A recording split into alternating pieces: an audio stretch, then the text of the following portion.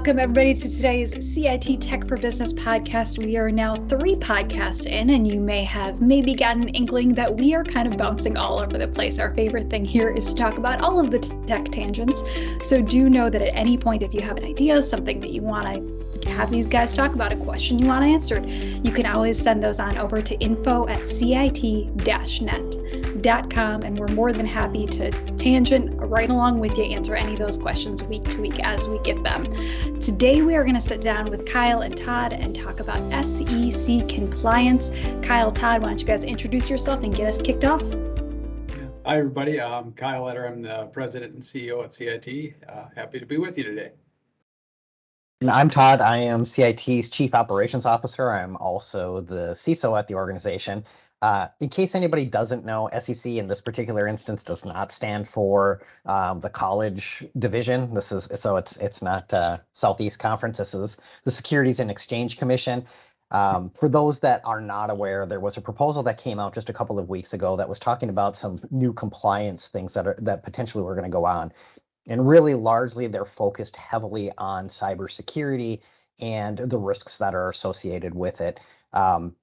We can touch on briefly who potentially is going to be impacted on this in a minute, but just kind of wanted to give you an idea what that is. So we'll share out some links as we get further along in this process. So for those that are listening, we'll talk to it the best we can. For those that are watching, the links will be added when we go through this at the end. So just kind of giving you a real super high level of what's going on is there are recommendations from the SEC that when a cybersecurity incident happens, that organizations need to disclose the incident. And currently, the way it's framed up is it's within 4 days, which as soon as they found out there's something material, which is pretty soon, or pretty early, I mean, they need to disclose their policies, their procedures for managing risks and the cyber threats. They want to make sure that they disclose the board mechanisms for cybersecurity risk oversight, and they need to disclose cyber expertise on the board of directors. So I'll start there, and then I'm going to ask Kyle a question is, Kyle, who does this impact? Well, it's going to impact any of your public traded companies. Obviously comes through, so your larger companies, even some smaller equity-based ones that are looking for public funding side of it's going to add, significant cost and operation sides onto how you are protecting your systems. So it's pretty far reaching. I mean, there's a lot of controls that they're talking about here. And the timeframes they're talking about is very short. I think that's the part that really jumped out to me is how quick they want the notification to come through, because these things are complicated. There's a lot to those things, and I don't know about you, Todd, but I looked at that. I'm like, wow, that's quick turnaround. And the bigger you get, I think the harder that becomes. A small organization can be fairly nimble, I think, to have a pretty good idea of the significance and where the information's at. But, a large organization to really kind of get a handle on things could be could take quite a while. Granted, they're looking for, getting their policies out and everything, but, and not for all the full information, but still, that's very quick. And that's going to require I think a lot of them to look at their existing tool sets and definitely looking at their policies and certainly looking at their controls and really being able to, disclose things very, very quickly, which is ultimately I think what the SEC is asking for here. So.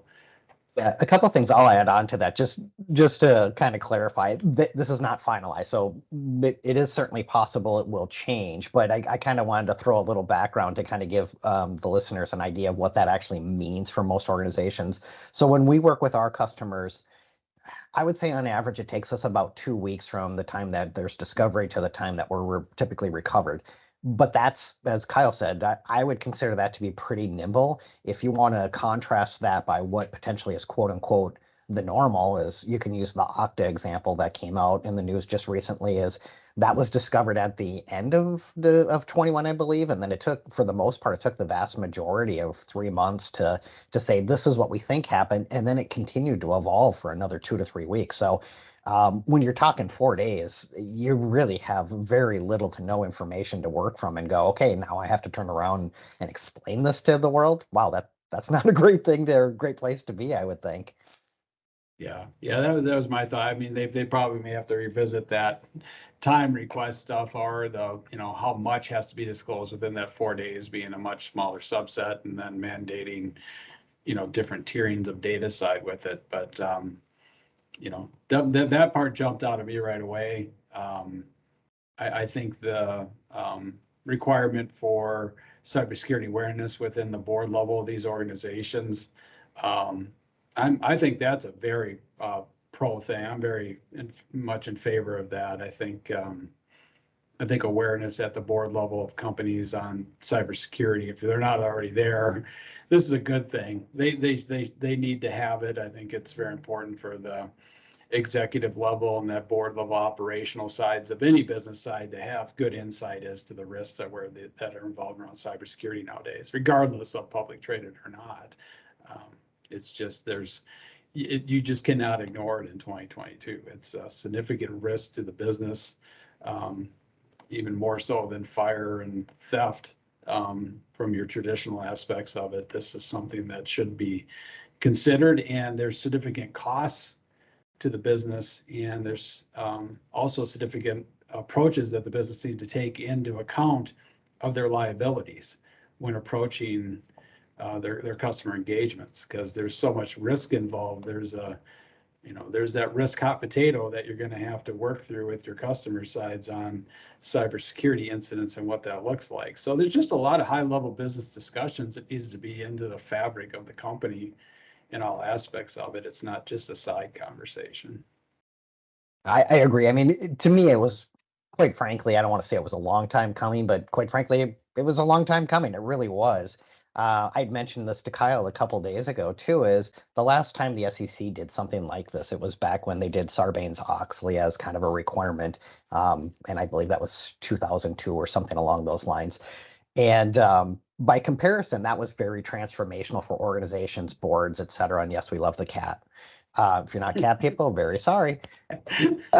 Oh, sorry for those that are just listening. There's a cat on screen.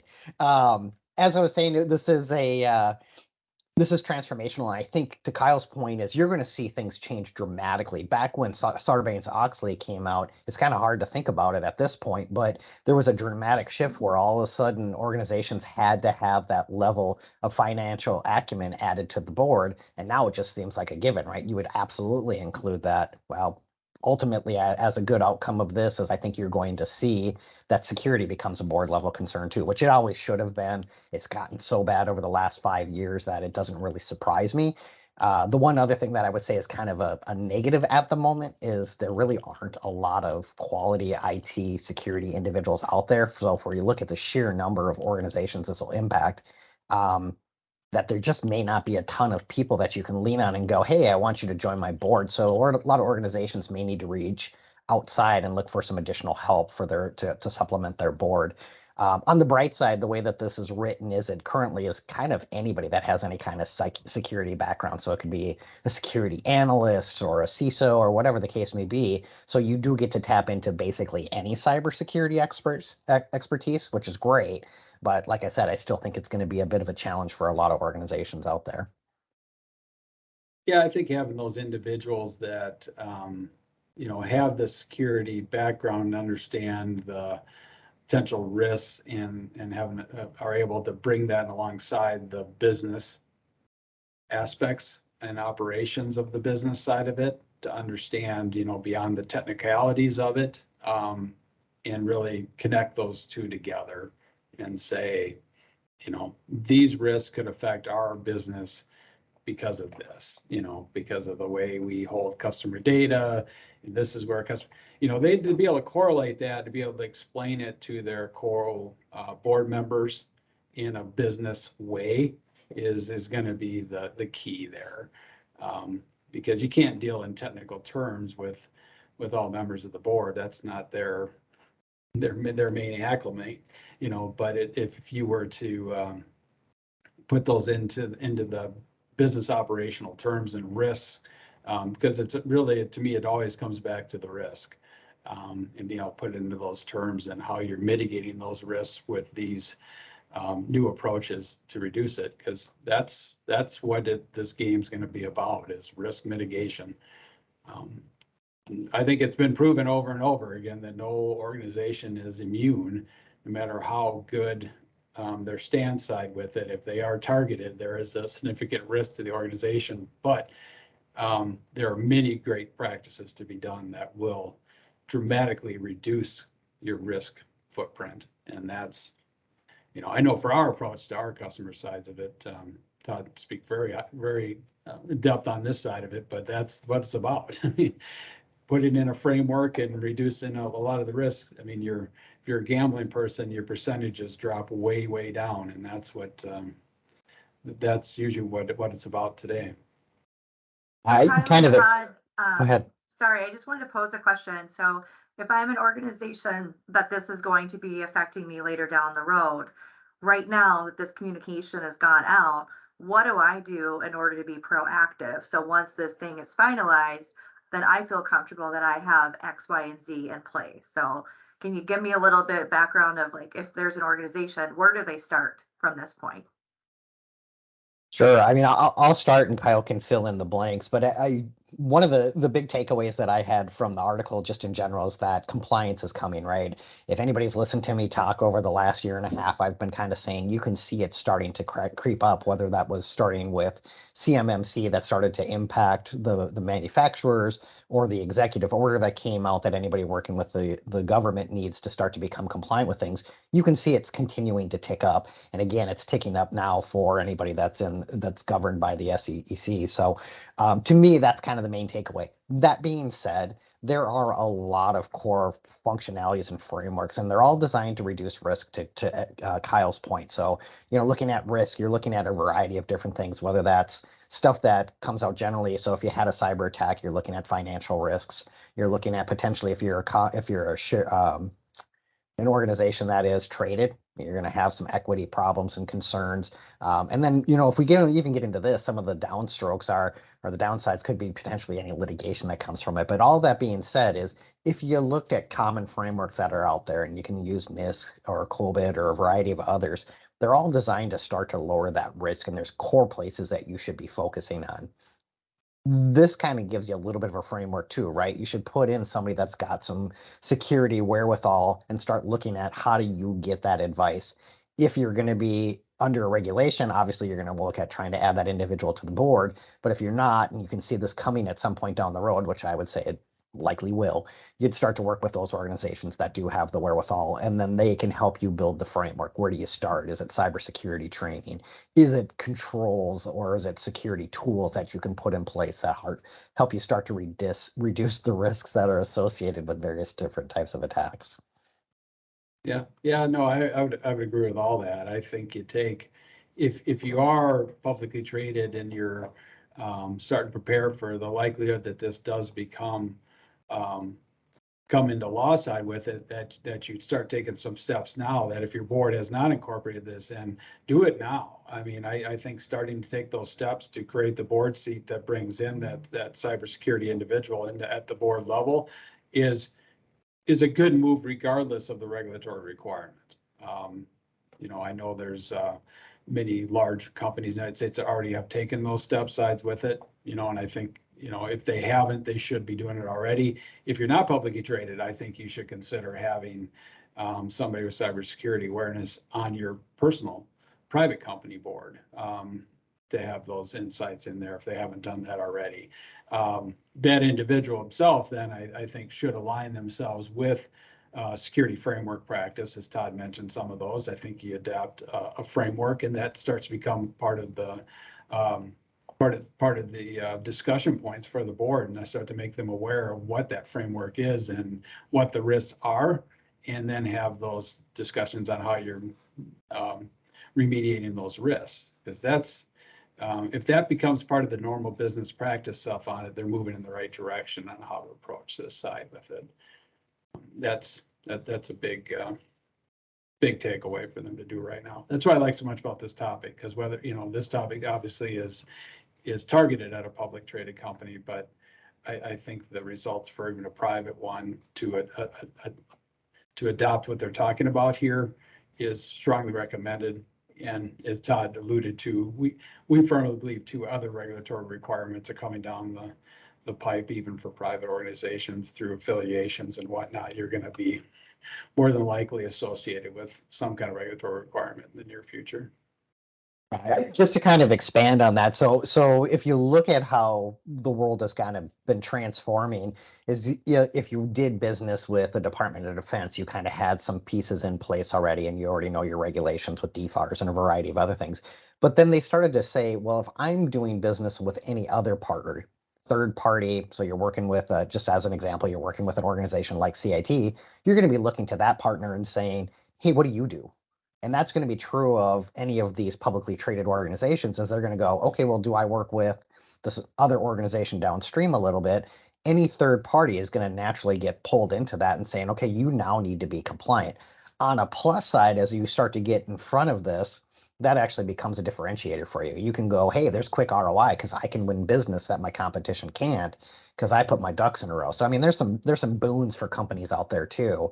So I had to throw that in because it's tech for business, right? So there is a good reasons to do this for your organizations. Is it does set you apart. It does get you in front of it. It gets you going in the right direction, and it's good basic hygiene in addition too.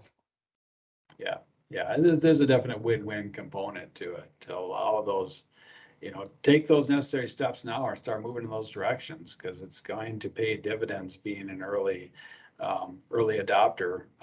And those businesses that already done it, commend you for already taking those step sides with it and continue to work through it. But as we approach many organizations, we find that their hygiene is not at that level where they need to be. And it's usually just they don't know what they don't know. And that's knowledge is definitely power in this subject. So getting that information, again, at the board level where the leadership can understand the risks so they can make the necessary investments into how do they improve it.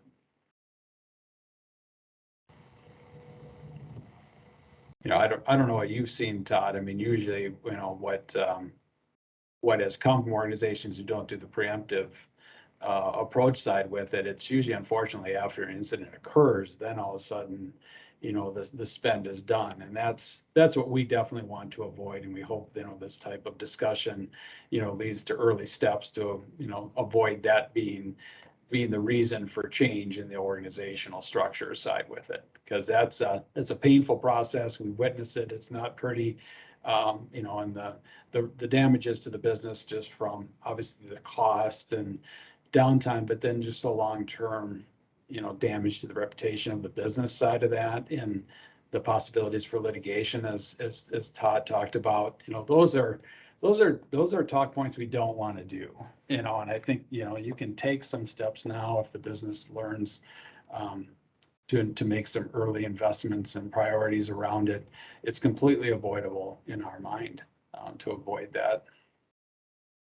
Yeah, I'd agree. I mean, I'll use some statistics. So one of the latest statistics I saw were 48% of all attacks are on small and mid-sized businesses, which is where we typically focus.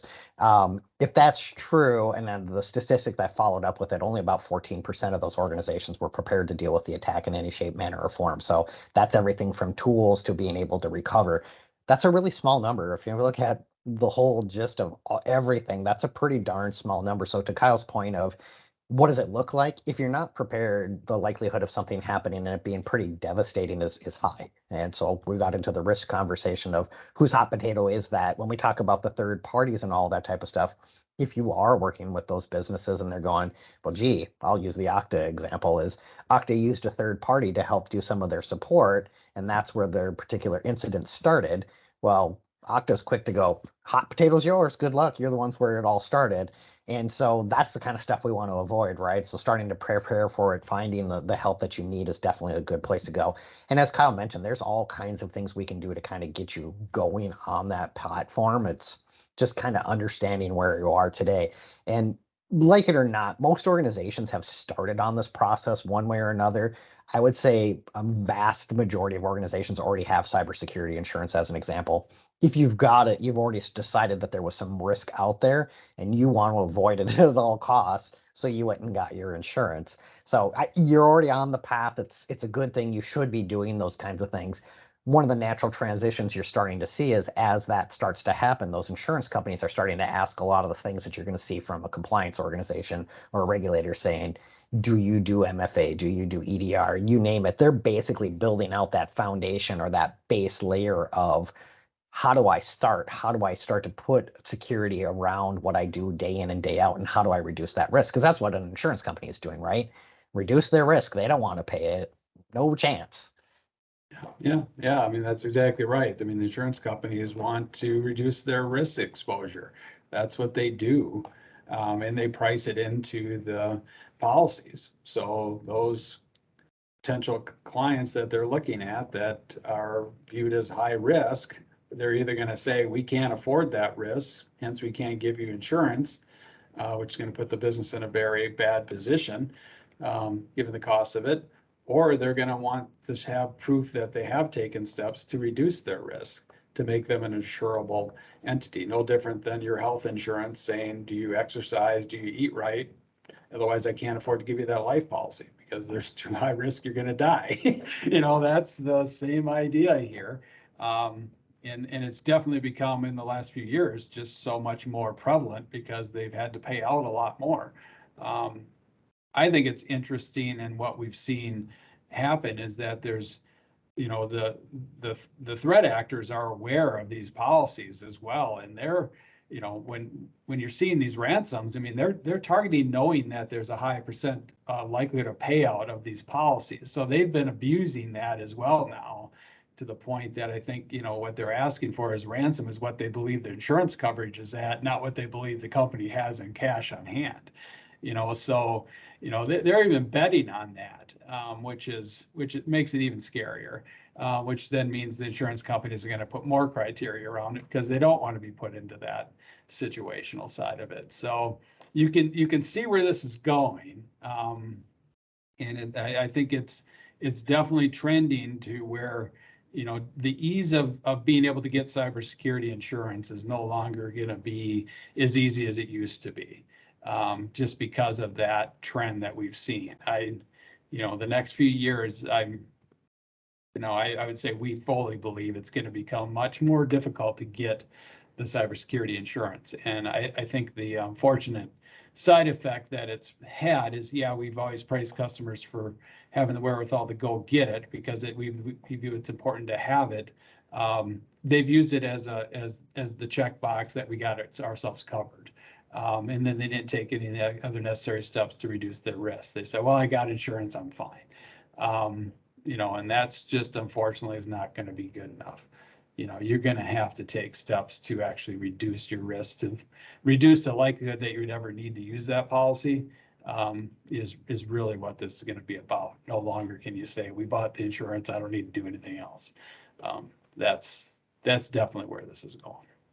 Yeah, I mean, I agree. You look at it, and I'll actually throw this in, and I feel like I may have said this in a podcast previously, and if I didn't, I will now. But as you're seeing how the cyber insurance is coming along, is they've transformed dramatically. And I would say within the last 12 months, if I looked at the beginning of 21, it was pretty benign. You were kind of going, yeah, I need insurance. And they'd go, okay, how much do you want? Here's the bill. And it wasn't quite that simple, but it was pretty close.